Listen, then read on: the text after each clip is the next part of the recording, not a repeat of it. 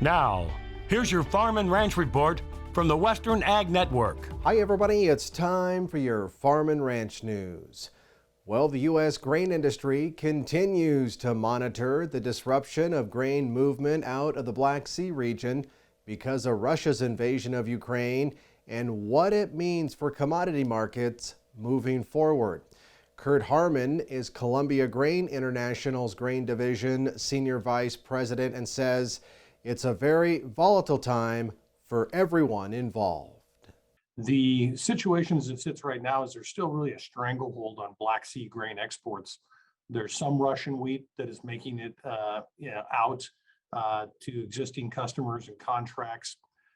Some of that is struggling in terms of payment, getting around the sanctions, finding banks that can pay for it and maybe pay in rubles as opposed to dollars. So there's a lot of interruptions in that flow. The Ukrainian grain really is just at a trickle, and that's impacting corn markets pretty dramatically.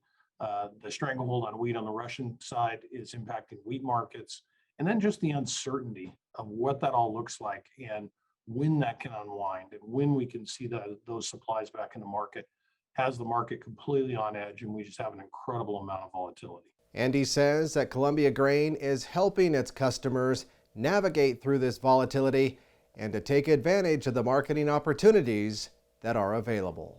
Yeah, and at Columbia Grain, we're about cultivating growth, and we try to do that for both our grower suppliers and for our customers. And both are facing struggles right now, struggles with the volatility, struggles with the right time to act and the procurement that they're gonna try to do.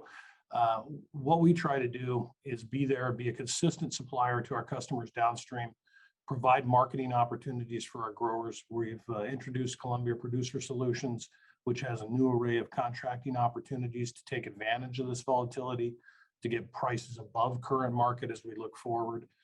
That's something we're really excited about and the potential for our grower customers. Now, in addition to upending trade flows out of the Black Sea region, Russia's war in Ukraine has also sent grain and oilseed prices to record or near record highs, but also a spike in farm inputs like fertilizer and fuel.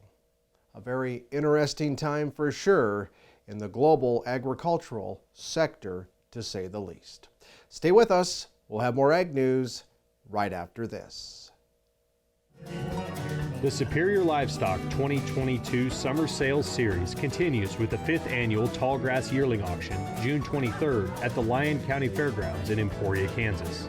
The Tallgrass sale features an outstanding set of yearling and weaned calves out of top progressive genetics from across the Midwest. For consignment or buyer registration information, click superiorlivestock.com, call 800-422-2117, or call your representative today.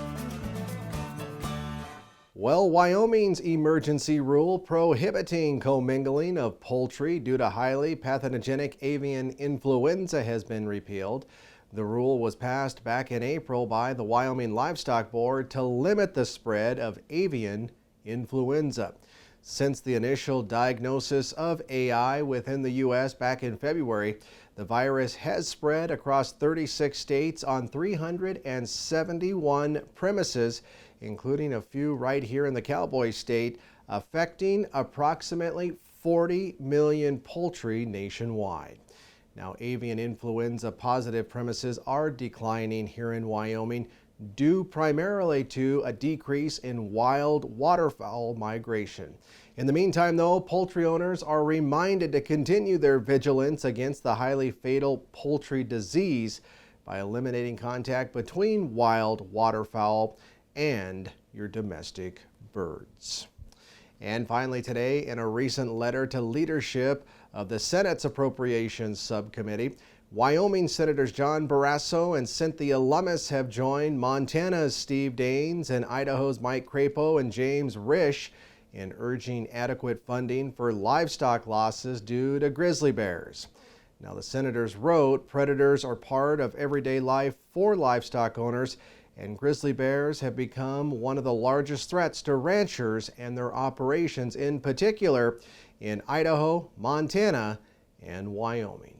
Now, the America's Conservation Enhancement Act actually enacted with broad bipartisan support, established the grant program for losses of livestock due to depredation by federally protected species.